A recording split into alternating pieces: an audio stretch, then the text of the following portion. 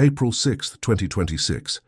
The Middle East burns in flames that many believe were ignited millennia ago. The supreme leader of Iran is dead. More than 2,000 people have perished in 37 days of bombardment. The Strait of Hormuz, through which 20% of the world's oil passes, is blocked. And while missiles tear through the skies of Tel Aviv and Tehran, millions of people around the planet ask the same question. Are we living through the beginning of the biblical apocalypse? To answer this question, we must go back millennia in time. The conflict between the nations we today call Iran and Israel did not begin in February 2026. Its roots extend for more than 4,000 years, to the sands of the desert where Abraham walked, to the promises made to a man who would become the father of two lineages that never found lasting peace. Consider the ancient setting: an elderly patriarch, a barren wife, a divine promise of offspring as numerous as the stars, and the human impatience that generated Ishmael through an Egyptian handmaid before Isaac was born of the original promise. From that moment onward, rivalry, jealousy, conflict. The sons of Ishmael became the Arab peoples. The sons of Isaac, through Jacob, became Israel. And the tension between them crossed empires, wars, exiles, and national rebirths. But Iran is not Arab. This distinction is fundamental to understanding what is happening. The Iranians are Persians, descendants of an empire that once dominated the known world. The same empire of Cyrus the Great, whom the Bible calls God's anointed in Isaiah chapter 45. The same empire that liberated the Jews from the Babylonian captivity and permitted the reconstruction of the temple in Jerusalem. For centuries, Persians and Jews maintained complex relations, at times of cooperation, at times of tension. The Book of Esther narrates an attempted genocide against the Jews within Persian territory itself, frustrated by divine intervention. Behold the historical irony. The land that once liberated Israel from exile now finances groups dedicated to the destruction of the Jewish state. The country where Daniel had his prophetic visions regarding the end times has become a central piece in the apocalyptic scenario described by the prophet Ezekiel. The transformation of Iran began in 1979, when the Islamic Revolution overthrew the Shah and installed a theocratic government under the command of Ayatollah Khomeini. Since then, the official rhetoric has been consistent: Israel should not exist. Iranian leaders call the Jewish state the Little Satan and the United States the Great Satan. For 47 years, this hostility fueled proxy wars, the financing of groups such as Hezbollah and Hamas, and a nuclear program that kept the world in suspense. But what happened in February 2026 surpassed any previous confrontation. February 28th. At 06:35 Coordinated Universal Time, the United States Central Command announced the start of airstrikes against Iran. The operation was named Epic Fury. B-2 stealth bombers, B-1 Lancers, and B-52 Stratofortresses crossed Iranian skies carrying destruction. Tomahawk missiles were launched from warships. The HIMARS system went into action. 10 minutes later, at 06:45, the Israeli Air Force began an unprecedented wave of decapitation strikes. The primary target was Supreme Leader Ali Khamenei. He was in his residential complex, attending meetings with high-ranking officials. The Israeli strike was surgical and devastating. Khamenei died along with his daughter, son-in-law, grandson, and daughter-in-law. Defense Minister Aziz Nasirzadeh was eliminated. Revolutionary Guard Commander Mohammad Pakpour as well. The Secretary of the Defense Council, Ali Shamkhani, and 4 high-ranking officials from the Ministry of Intelligence perished. In a matter of hours, Israel confirmed the death of 7 Iranian security leaders. Measure this. Imagine waking up on an ordinary morning and discovering that the entire leadership core of your country simply ceased to exist. The Iranian government declared 40 days of national mourning, but mourning quickly turned into fury. Iran's response was immediate and massive. Hundreds of ballistic missiles and thousands of drones were launched against Israel, American bases in the Middle East, and Gulf countries that house United States forces. The Strait of Hormuz was closed, strangling 20% of the global supply of oil and gas. The price of a barrel of Brent crude jumped 50%, reaching $109. Bahrain reported having intercepted 74 missiles and 92 drones since the start of the conflict. 2 civilians died in Abu Dhabi when debris from an intercepted missile fell upon the city. Kuwait had 2 power and desalination plants damaged by drone strikes. Saudi Arabia intercepted 3 cruise missiles on the outskirts of Al-Kharj. The war spread like fire in dry straw. In Lebanon, Hezbollah intensified its attacks against Israel, conducting 60 military operations in just 24 hours. Rockets hit Israeli positions in Malkia and Dishon. Israel responded with a ground invasion and heavy bombardments, killing more than 1,400 people, including militants and civilians by the beginning of April. Iraqi armed groups also entered the conflict. The Houthis of Yemen launched at least 5 missiles against Israeli territory. Observe what happens when the dominoes begin to fall. One attack generates retaliation. Retaliation generates escalation. Escalation drags in nations that would prefer to stay out. Within weeks, at least a dozen nations were involved in active combat or under direct attack. The numbers on the Iranian side are devastating. More than 2,076 people killed, 26,500 wounded. More than 600 schools and educational centers hit by bombardments. 30 universities damaged or destroyed. The Pasteur Institute of Tehran, a medical research center with more than a century of history, was bombed. Pharmaceutical factories were targeted. The arena of the Azadi Stadium in Tehran, with a capacity for 12,000 people, was destroyed. On the 3rd day of April, something that had not happened in more than 20 years occurred. An American F-15E fighter was shot down over central Iranian territory. Central Command confirmed the loss and that 2 crew members were missing. A dramatic search and rescue operation was launched. On April 5th, after an intense firefight, the 2nd crew member was finally rescued. The Iranian Revolutionary Guard displayed the wreckage of the downed plane as a trophy. It was the first time since the Iraq War that American aircraft were brought down by enemy fire. And amidst all this destruction, a question echoes around the world. Was this written? This question leads us to one of the most debated texts in all prophetic literature, Ezekiel chapters 38 and 39. The prophet Ezekiel lived in the 6th century before Christ, during the Babylonian exile. His visions are some of the most vivid and disturbing in the entire Hebrew Bible.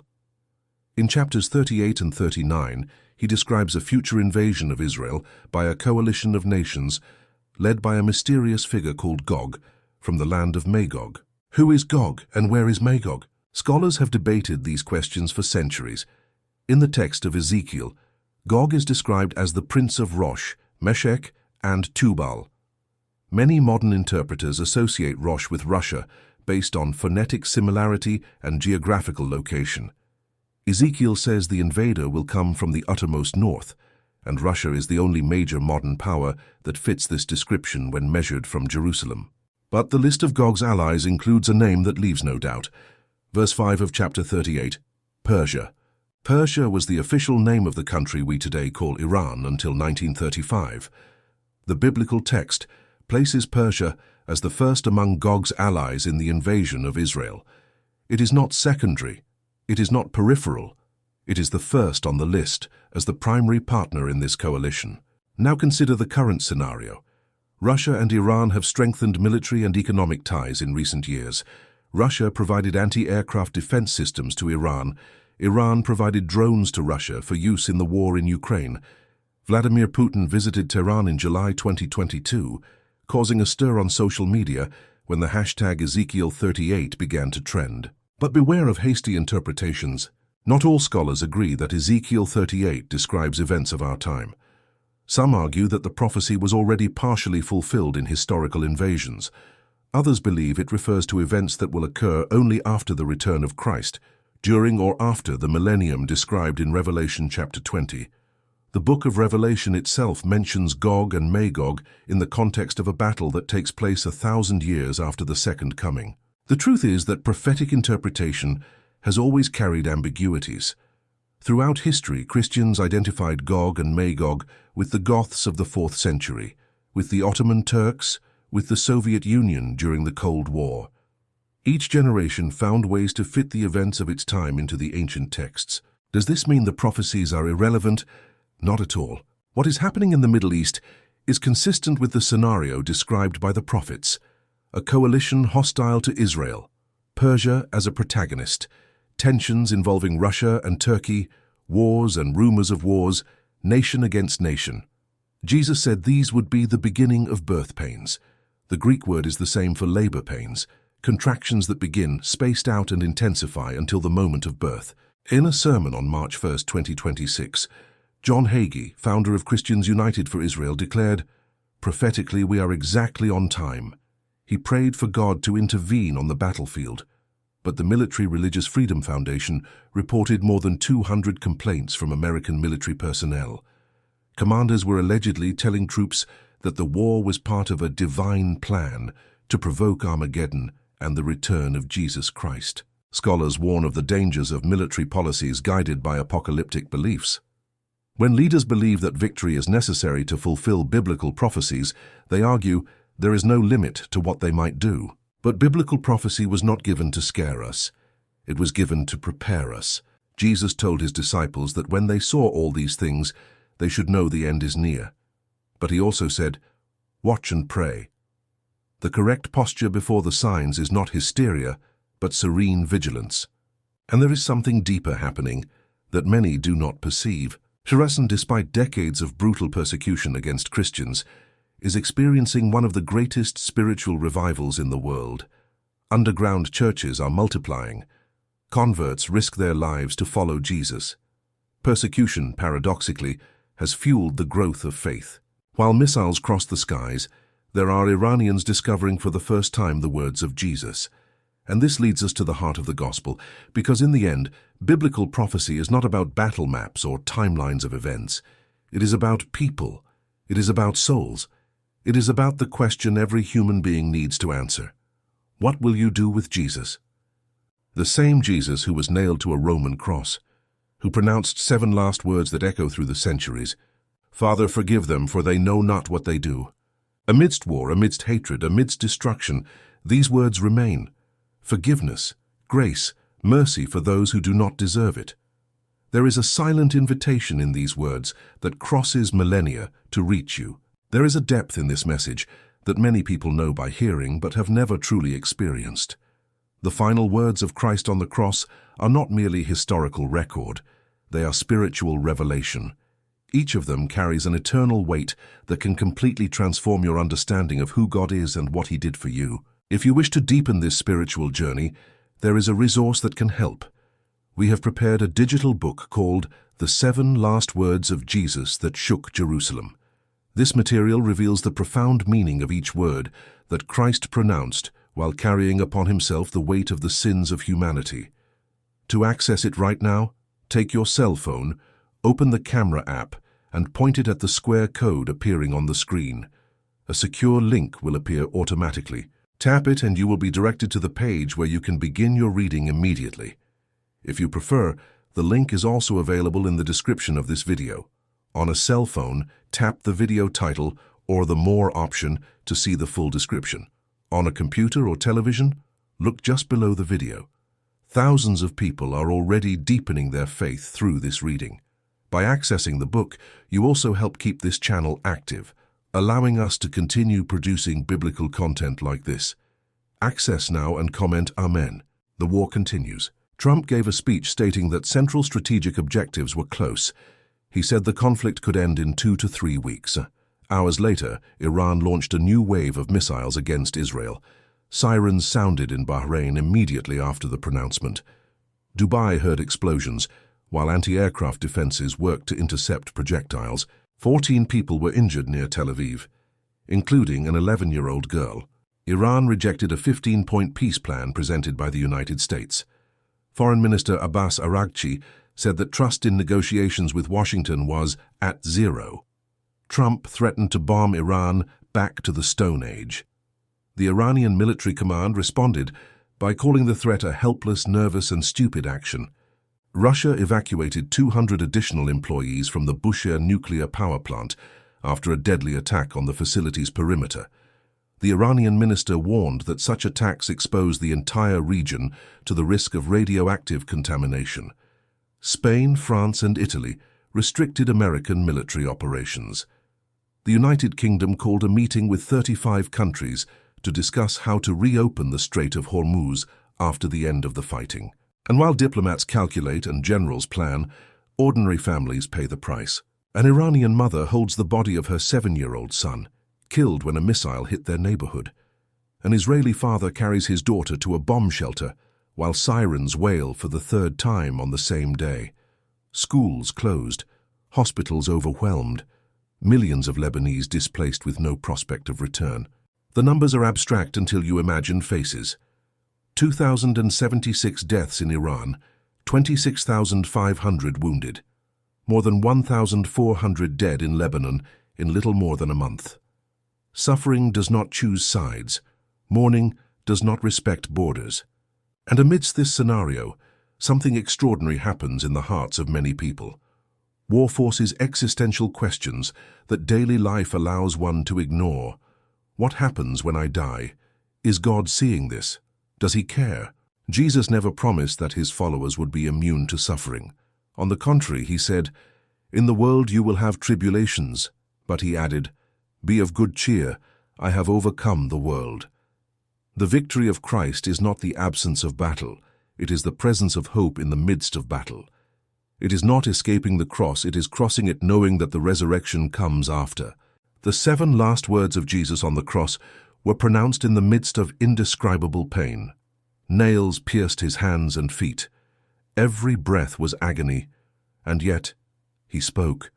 7 declarations that reveal the heart of God in his most vulnerable moment.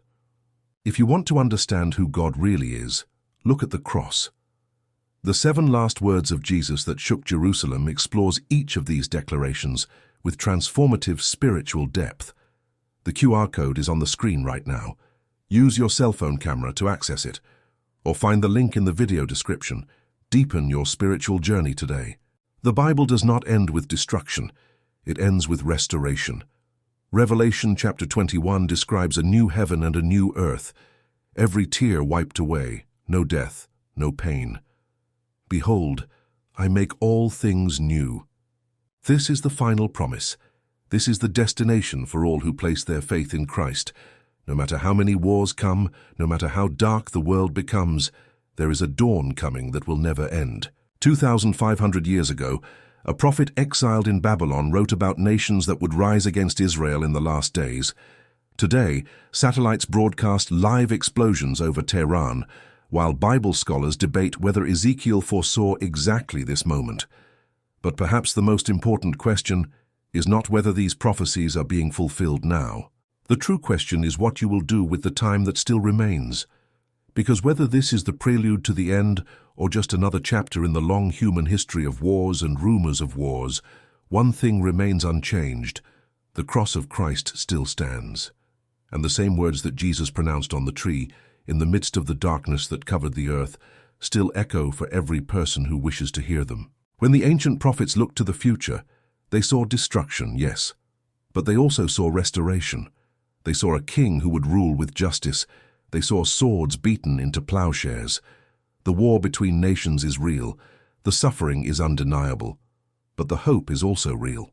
The digital book, The 7 Last Words of Jesus That Shook Jerusalem, was prepared to guide you on a profound spiritual journey through the last declarations of Christ on the cross.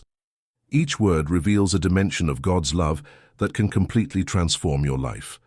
To access this material, take your cell phone now. Open the camera app. Point it at the square code appearing on the screen. A secure link will automatically appear at the top of your screen. Tap it. If you prefer to use the link in the description, on a cell phone tap the title of this video, or the More option to see the full description. If you are on a computer or television, look just below the video where the link is available. By accessing the book, you also contribute to keeping this channel active, allowing us to continue producing content that strengthens the faith of thousands of people. Access now, deepen your walk with Christ, and comment Amen so that we may pray for you. The eternal peace of Christ be with you today and forever.